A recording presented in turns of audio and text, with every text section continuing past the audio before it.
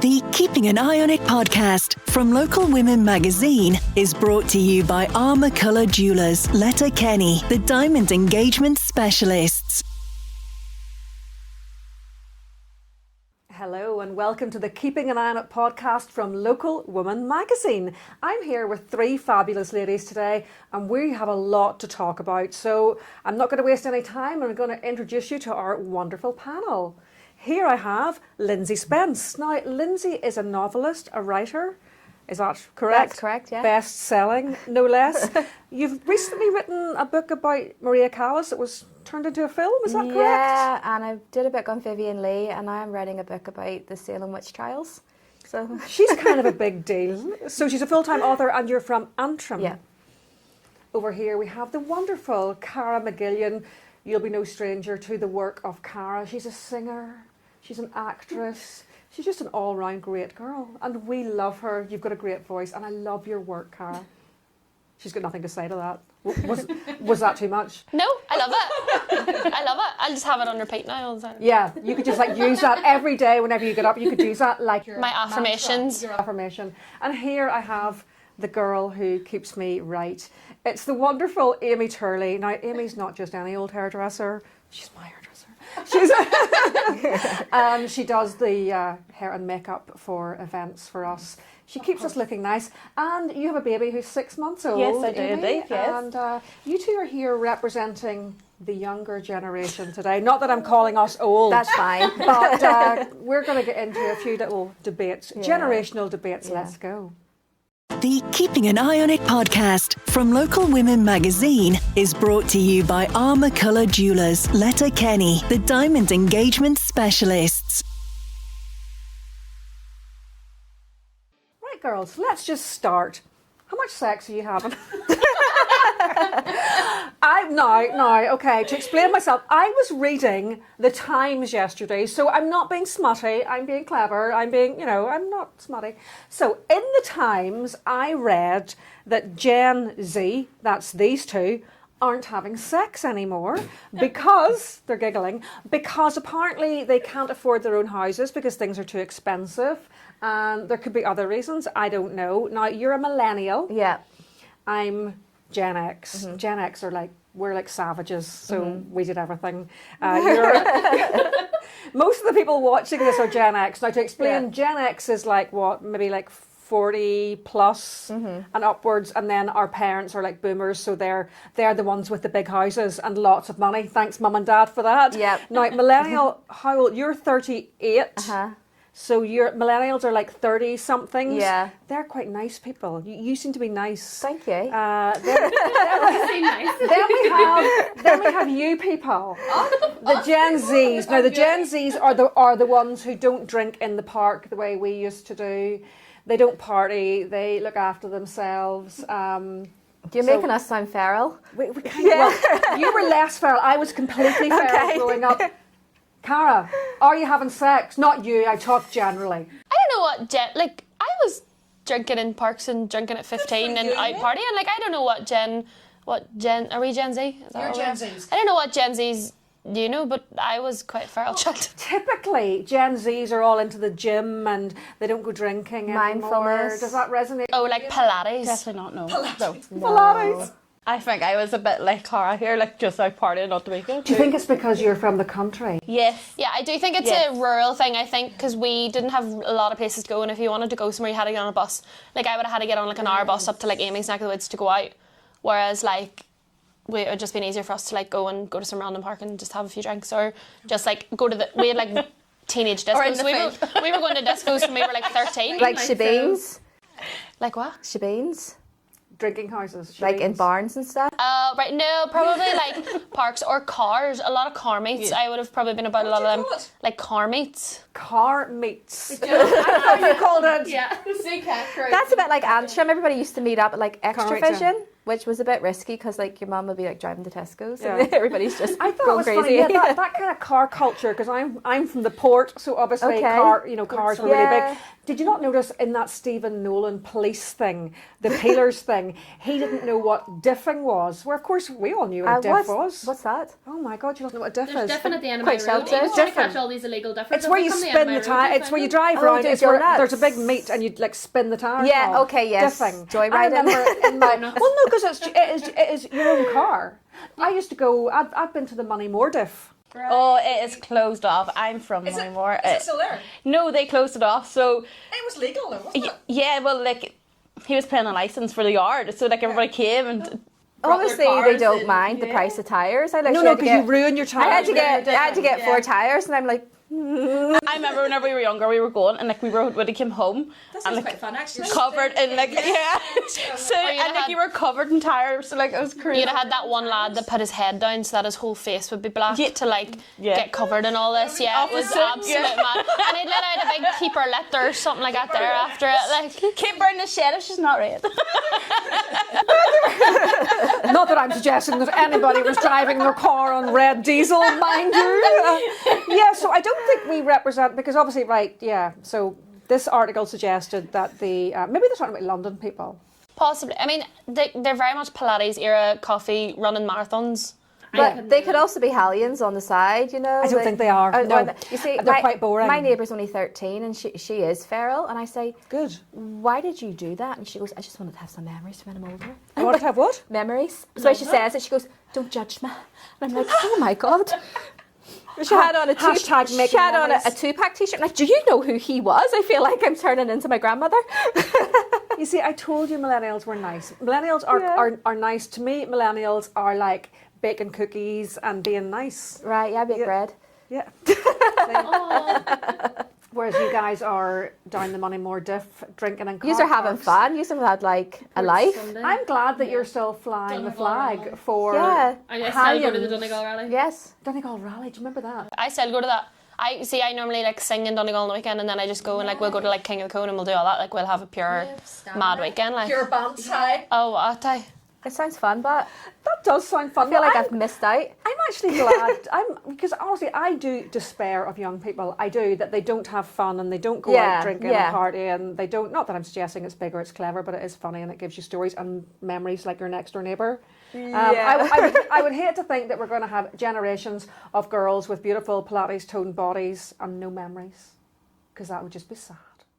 The Keeping an Eye on It podcast from Local Women magazine is brought to you by our McCullough Jewelers, Letterkenny, the diamond engagement specialists. Amy, you've just had a baby. Yes, How old are you? I am 29. And how do you feel? Okay, so you're tired, you can't remember anything. No. Did you hear that Cameron Diaz has just had a baby? She's 53. Wow. Now, obviously she didn't give birth naturally. She used a surrogate. Think of that what you will, whatever, that's up to her. This is her 3rd child. She's 53 and has got a newborn baby. What do you think of that? Crazy, but fair play to her, you know. We've touched on this before in this podcast. It's a touchy subject, I think, isn't it? Should menopausal women really be dealing with toddlers? I don't know. It's tough, isn't it? I couldn't do it. I'm 52. I could not. My son is 18. I can't wait for him to leave home.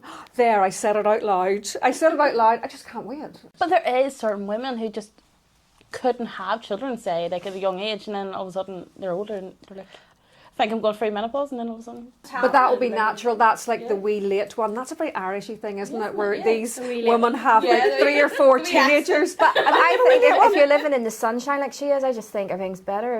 You can tolerate more. You have more energy. You're not like in the depths of winter over here, low on vitamin D. It's Can't get out of bed. But I do think that there is a generation at the minute that are waiting until they're in their 40s to have their first kids. Like my friend's a midwife, and she would say to me, like, she has so many ranges of like girls at like 19, 20, 21, 24 come in and have babies, and then she has like 40, 45, near 50-year-olds having. So I think there's just that generation waited because they wanted the careers, and it was probably they know who when they are were and career driven, they wanted themselves before they had the kids, because The problem with what you said, knowing who you are, Yeah. that's a problem, I think, whenever you go and have a baby, because Do you have an identity crisis? whenever you have I Oh. was 33 whenever I Right. had my son, and I was working in London, and I was working for magazines, and life was very glamorous. Then I had Dara, and I was a mummy, and I had a total identity crisis because I wanted my old life back, Yeah. although I loved this baby, and So it was you really almost odd. had to grieve. I think you'd nearly be better. Yeah. Like, I have laughed about this before. You'd nearly be better having your babies first. Have them in school. But you see, my mum had me when she was barely 20, and she was Yeah. married and had me, and then my granny was a young wife and mum, so I feel like I'm nearly my granny's age whenever I was Yes. born, so... She didn't, and your mum didn't know any better nearly, so she wasn't then- harking and- back to a life that she'd and lost. loads of stamina, Like, loads how, of energy. how would you feel having a baby now? I think I'd be okay. I'm actually quite... I love looking after people and things, so I think if I had a baby when I was very, very young, I think I probably would have been like, there's so much I wanted to do. But I'm quite a boring person anyway, actually. But I think... Millennial. I think I would throw myself into it, but then I Yeah. don't know, because like you say, it's not like getting a cat or a dog. It's a complete... No, it's worse. You have... It's worse. Yeah, you have created a human being, and you have Yeah. all this responsibility. Yeah. So yeah. There is an I awful think you lot know of until pressure. you do it. How do you feel about this pressure? I mean, I don't really care, but like, I've been hanging out recently with my little niece Sinead, who is actually the prettiest baby ever. Yeah. Just putting it out there. And I have loads of pictures on my social media of me holding her, and it's always men go, "Oh, you feeling pretty, Kim?" And I'm like, I just answer back, "I'm 52." But you know, if I was a bit, you know, it's just rude. But how do you feel about pressure? I think there's too much pressure. Well, my granny, she was pretty like straight with things. She used to say to me, "Don't get with anybody because they'll be completely bad to you." And don't have children. She says, "I never wanted children myself." Yeah. So she would say if I could Honest. go back. Yeah, She's she says honest. if I could go back and do it again, because she got married at 18, Yeah. I would have went back to San Diego. I would have worked in museums. She loved dinosaurs. I would have done all of this. So I kind of felt good that she wasn't putting that pressure on me, because I Yeah. am a bit of a lone wolf. I'm like single and just do my own thing. She wasn't putting that pressure on me, like, when you're going to get married, you freak, or when you're going to have kids, you're so weird. It was just do what you want, but always make sure you have your own independence. What a woman! And I think what that- a woman that your was granny very is. What a woman she is. Forward thinking. It was brilliant. But That is the best. If I hadn't made advice. that choice, because my brother got married and has a child, like, she absolutely adored her great grandson, Yeah. and she supported that too. So I think she Yeah. just wanted you to have your own choice to know that and other what options. you wanted to know that do. you don't have to have children. I actually Yeah. really like people who just say, "No, I don't want children." And I think good for you. There's enough children in this world, you know. Yeah. There's enough, and I think it is. You know, it is sad that women feel this terrible pressure. Did you feel pressure to have a child? No. Is it harder than what you thought it would be, or is it sort of She breezes just through- I look at you, she 'Cause breezes through you it. seem quite easygoing and like You a were, natural. like, It was quite tough, like. But Yeah, you of seem to course. breeze through it. Whenever I had a 6-month-old baby, I was in ribbons. I was in bits. No, I had a emergency section sorted, and I was straight into work 2 weeks after having her. Wow. Yeah, so I was only meant to do 4 hours, but I did a full day. I just Yeah. think she's. I look at you, Amy, and Would you be highly strung but? Not really. I'm quite chill. Right. I'm like, I just find it incredibly hard work. Yeah. Like, they cry a lot. Well, I had a really good baby. It wasn't him. It was me. Yeah. The lack of sleep. You seem to bounce back. Like, you've been out all weekend. Yeah. You're young but.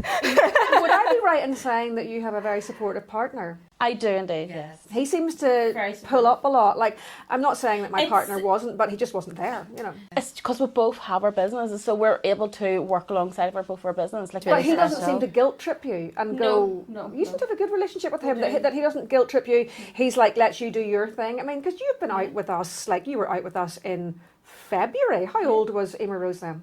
so she was November, so what's that? Like 3 months. 3 months You old. were out for the night with us. Because I mind you telling me she was 3 months old, and I was like, Yeah. huh? And you're here? Yeah. And you were doing everybody's hair, and I was like, you're here?